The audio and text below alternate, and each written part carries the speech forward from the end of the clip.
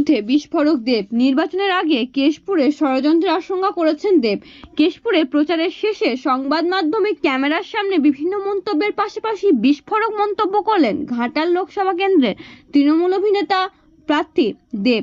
তিনি আশঙ্কার কথা জানিয়েছেন যে আগামী 10 থেকে 20 তারিখের মধ্যে হয়তো এমনও হতে পারে যে ঘাটাল লোকসভা কেন্দ্রের বিজেপির প্রার্থী হিরণ তিনি নিজেদের কর্মীকে মেরে দিয়ে হয়তো তৃণমূলের ঘাড়ে দোষ চাপানোর চক্রান্ত করে সন্ত্রাস সৃষ্টি করার চেষ্টা করছে, এমনটাই আশঙ্কার কথা জানিয়েছেন দেব। এবং পাশাপাশি তিনি পুলিশকেও সতর্ক করেছে যাতে এই বিষয়ে কেশপুরে আবার নতুন করে বিজেপি যাতে সন্ত্রাস সৃষ্টি করতে না পারে, পুলিশকেও সতর্ক থাকার আবেদন জানিয়েছেন দেব।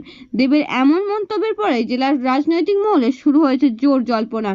যদিও দেবের এই মন্তব্যের বিষয়ে ঘাটালের বিজেপি প্রার্থী হিরণ বললেন, আমরা এফআইআর করেছি ওনার বিরুদ্ধে, কারণ একজন সাংসদ প্রার্থী তিনি খুনের পরিকল্পনা করছেন। খুনের পরিকল্পনা তো ওনার, বিজেপি কোনো খুনের পরিকল্পনা করবে কি ওনাকে জানিয়ে? এটা কি বিশ্বব্রহ্মাণ্ডে কোথাও হয়েছে? পশ্চিম মেদিনীপুর থেকে শান্তনু বর্ধনের রিপোর্ট, সুপারফাস্ট বাংলা। বিজেপি যিনি প্রার্থী এবং বিজেপি দল যেভাবে ঘাটাল লোকসভা কেন্দ্র জেতার জন্য লেগে পড়ে রেখেছে, আমাদের কাছে খবর আছে কি কেশপুরে তারা কোনো একটা ষড়যন্ত্র করে নিজেদের লোককে মেরে তার দোষগুলো আমাদের লোককে দিয়ে এবং একটা অশান্তি সৃষ্টি করে এবং সেটাকে নিয়ে ভোট করানোর চেষ্টা করবে।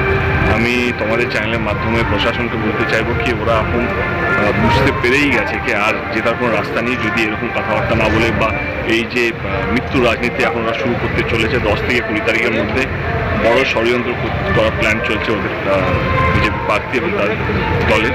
তো আমি আগে থেকে বলে রাখছি কি এরকম একটা ঘটনা কেশপুরে হতে চলেছে, যেহেতু আমরা এখন কেশপুরে আছি।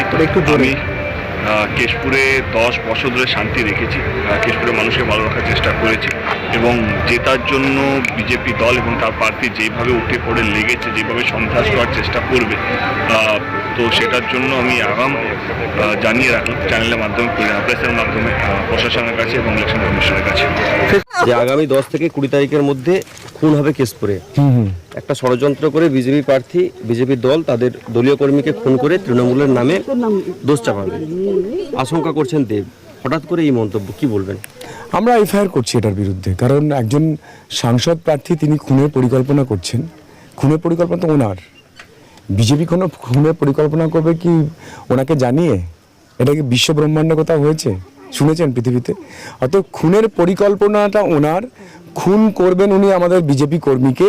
আমরা সবাই নিরাপত্তা চাই নির্বাচন কমিশনের কাছে যে আমাদের কোন বিজেপি কর্মীকে মাননীয় সাংসদ দীপক অধিকারী খুন করার যে পরিকল্পনা করেছেন, নির্বাচন কমিশনকে আমাদের নিরাপত্তা দিতে হবে এবং উনি যে খুন করার পরিকল্পনা করেছেন তার জন্য ওনাকে ইমিডিয়েটলি অ্যারেস্ট করতে হবে।